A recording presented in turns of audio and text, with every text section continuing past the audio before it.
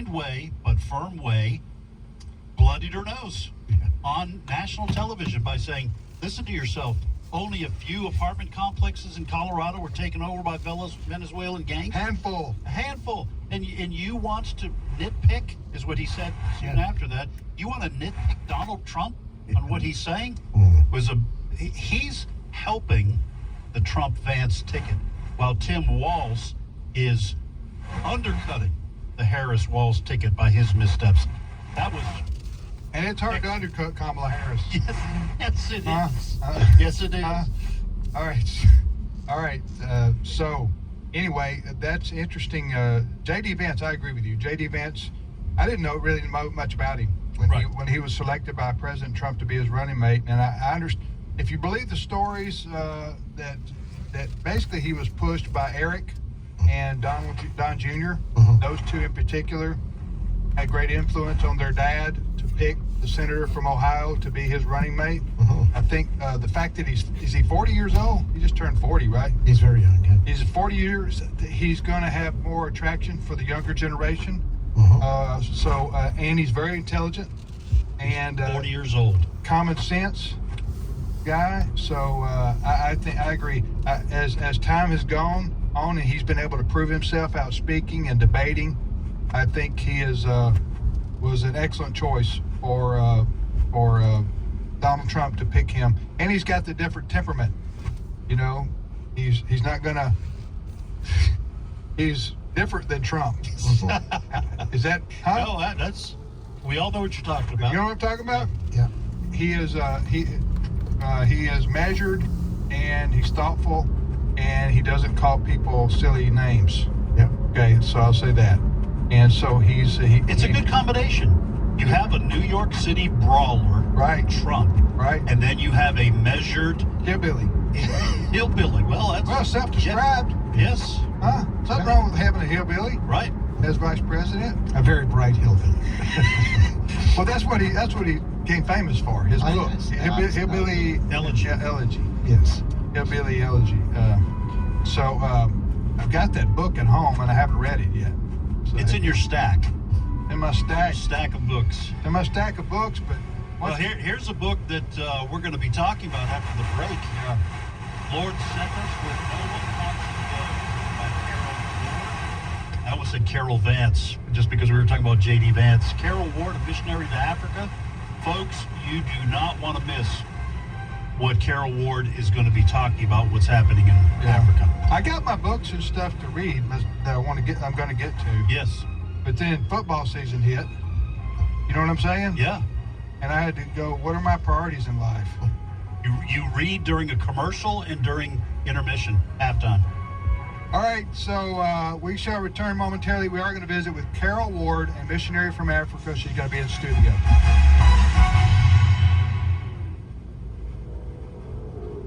It's my turn. Here is your host for My Turn, Don Wildman. Our Creator intended for us to enjoy living. Those who feel the Christian religion concerns itself only with life after death miss a major portion of the message of the Galilean. He was very much concerned about us in the here and now. Using the common sense God has given us, and some guidelines Christ gave to approach life, we can set down some rules that will help us enjoy life if we will follow them. Even enjoy life a little more than perhaps we do now. The first rule is enjoy living a little more by laughing a little more. A good sense of humor has never hurt a single person, and it has made life blossom like a flower in the desert for multitudes. Concerning laughter, Sir Max Beerbohm once wrote, "Strange when you come to think of it, that of all the countless folk who have lived before our time on this planet, not one is known in history or in legend as having died of laughter." Thomas Carlyle, the historian, believed in the medicine of laughter so much that he once said, "No man who has once heartily and wholly laughed can be altogether irreclaimably bad." If you wish to enjoy living a little more, then laugh a little more. Two men were fishing one Sunday morning when they heard the church bells ring, reminding the people in the town that it was time to come to church. One of the men, feeling guilty that he was fishing rather than being in church for worship, said to the other, "You know, I guess we should have gone to church this morning." The other man, without ever giving it a second thought, replied, "Well, I couldn't have gone anyway. My wife is sick this morning." There's a good reason. And then there was a man who was having several distressing events happening to him at one time. He was telling a friend about his troubles.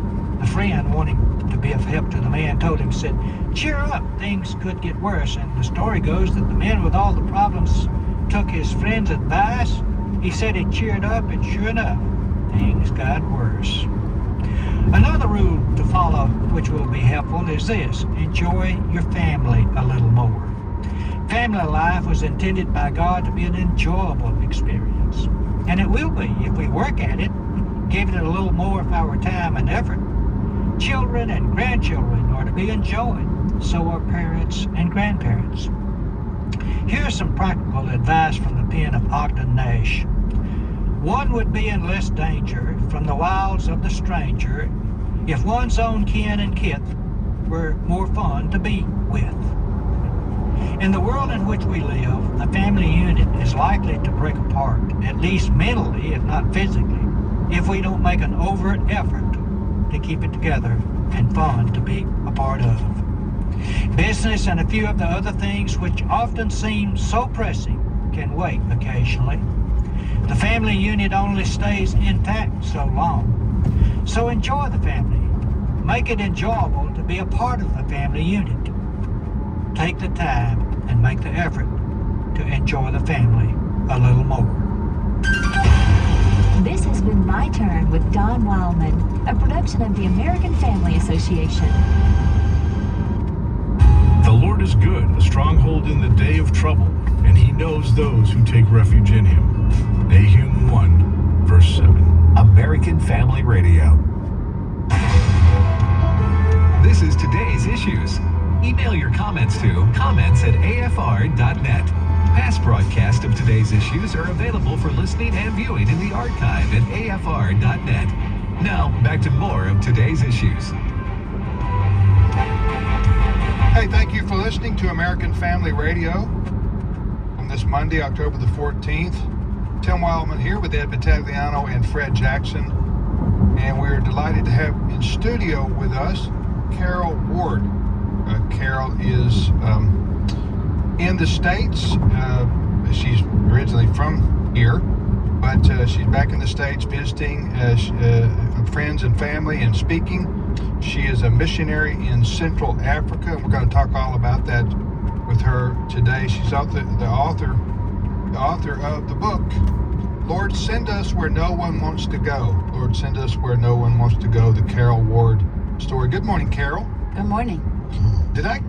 I don't know, are you American? Yes. Okay, that's what I thought, but I mean, you mentioned earlier in our devotion that your parents were Wycliffe Bible translators and lived where? In Philippines, right? Yes. Mindanao, Philippines. And so how many years were you there growing up? About 15. 15 years of my childhood. What do you remember about the Philippines? We lived in a village of ISIS terrorism, missionaries to the Muslims, and their children were my playmates. But had no fear. Daddy was a man of faith and prayer. So so he was translating the Bible. Well, that's what Wycliffe does, yes, right? Into the native language of Yes, yes. People that have never had the Bible before, never heard Jesus, communism and Muslim. So you lived there till you were 15? Yes, sir. Years old, and then what happened? Then I moved to the States and I got my nursing degree and worked about 20 years in America with heroin addicts off the streets, foster kids, evangelism, prayer movements, numerous things. So you weren't a nurse, a traditional nurse. You were a nurse for people who were like on the streets or something? Well, both. I worked in the hospital too. Okay. Oklahoma City you area. You had a paycheck, right? Yes, yes. To be able to do the ministry work, yes, right? Yes. In Oklahoma City. Yes. Okay. Yes. Well, you're in town with us today. You shared with our staff this morning just a fascinating story of how God of your life and it's in the book, Lord, Send Us Where No One Wants to Go. We're going to dive in here, but people may not be able to listen to the whole interview, so I want you to tell people how they can learn more about your ministry. What do they need to do? Okay, on the website, you can go to www.favorintl.org and sign up to keep updated with news from the field, from war zones, how to pray, order the books, and even some teaching online. Do you get one email a week usually? Yes, yes. Reporting on what's going on in Africa? Yes. Okay. Ed? Yeah, absolutely. Now I was reading this book, Lord, Send Us Where No One Wants to Go, over the weekend, and I'm just going to say my mind was blown. Okay? Now, this isn't, and you spoke during devotions this morning here at American Family Association. You never said this was Carol Ward. This was all about what God is doing. However, your surrender to God completely and without fear, without reservation, I think goes a long way toward God using you and the others that you have kind of raised up in spectacular ways. Could you share the story? Because you have been a missionary to Africa and South Sudan, okay, one of the worst places on earth in terms of violence and chaos and lawlessness and murder everywhere. Can you share the story of what happened when those two, I forget what tribe they were from, terrorists got into your vehicle and the exchange you had with them? And when was this? When did this take place? Well, I've been there in Africa 22 years ago, and that story was probably about 10 years ago. And I was starting now to move from northern Uganda war zones into South Sudan. So I'm driving back and forth, and sometimes by myself through blown up vehicles, because they, hold you at gunpoint. The rebels do. They put on military uniforms, have AK-47s, so you don't know if they're rebels or soldiers. Right. And take you off road and, rape and murder, and then loot the car, burn the car. So I'm driving through burned vehicles. But this particular time we had two staff in the front, missionaries from Uganda, helping me to set up stuff in South Sudan, stopped on the road, which you're never supposed to do.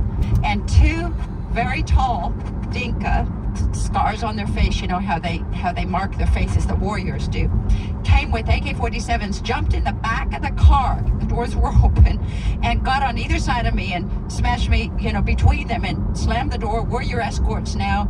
Told the driver, get off track. I knew exactly what they were going to do in just a matter of minutes. And so I always carry Bibles, and I grabbed the Bible and flipped around to the guy on the left, because he had a AK-47 and a pistol, and is already rolling bullets around in his hands. And I got right in his face waving that Bible and said, do you know what this is? And what is your name? And I'm so glad you're in the car with me today. This is an appointment from heaven. And he was absolutely stunned and taken back, and I was, probably spitting all over him and acting like a mad lady. And he said, Jacob, a joke. They have a Dinka and a Western name. And I said, Jacob, do you know your name's in this book? Do you know who Jacob is? He's famous. Do you know his dad, his granddad? Do you know how many kids he has? Let me tell you about Jacob. And he's just stunned. I started talking 90 to nothing. I thought, I'm going to start with Adam, because I got a 3-hour drive ahead of me. And he's got to hear it all. Bible story after Bible story. The power is in the Word of God. Amen. And this guy is spellbound. And every once in a while you go, why'd they do that? What'd they do that for? And I've never been so happy talking about Abraham offering Isaac on the altar, know? And when I got to 1 John, and I said, went through the whole Bible? The whole Bible. Every Bible story I could remember. Thank God I, have them all in my heart. And I said, we are going to walk in the light as he's in the light, so we can fellowship, we can forgive our brothers. And he looked at me and he said, I think that's what our nation needs, isn't it?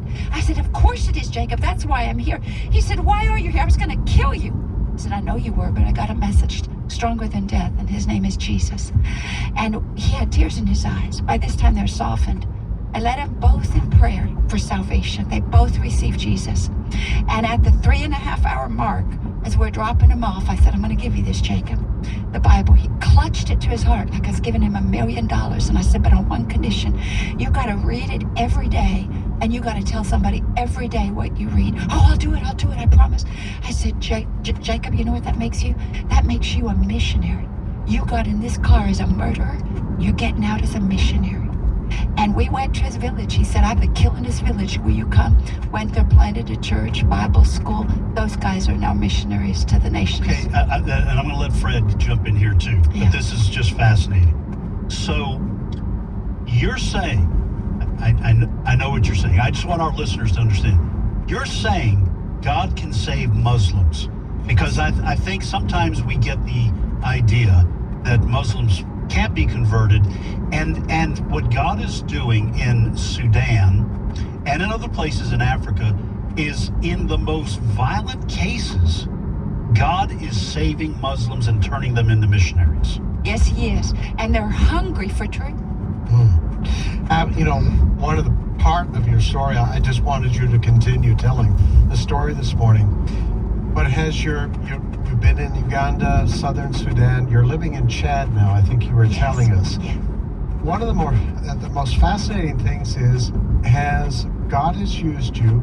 More and more people are getting saved. You have Bible schools. You're sending missionaries out. And one of the aspects of your story was leadership in these countries is hearing about you, and instead of being worried and trying to chase you out of their countries, what are they saying to you? Please, will you come? We heard what God's doing. We heard you have truth. We heard you know about the true prophet. They're knocking on our gates and getting saved, a couple Muslim a day.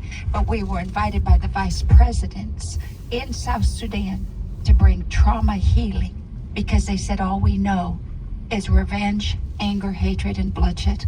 And it's all based on forgiveness. It's changing them. So you're also using the Quran Yes. to lead people to Christ. Can you explain that a bit? Yes, there's verses in the Quran or related to the Quran where Muhammad will even say, don't follow me. I don't know where I'm going. Well, we lead him to John 14:6, Jesus is the way, the truth, and the life. Or he'll say, if you want to know the answers, you ask for those following the true prophet. And so we have a track now written. Here's what the Quran says, but here's the opposite, the truth of God's word. And if you connect to a Muslim at a point of contact, their belief system, and you can lead them to the truth, they're getting saved right and left. We got to be equipped to do that. Let me just reset. We're talking to Carol Ward, Carole. Carol has an E on her name. Carol Ward. She's in the studio with us today. She is a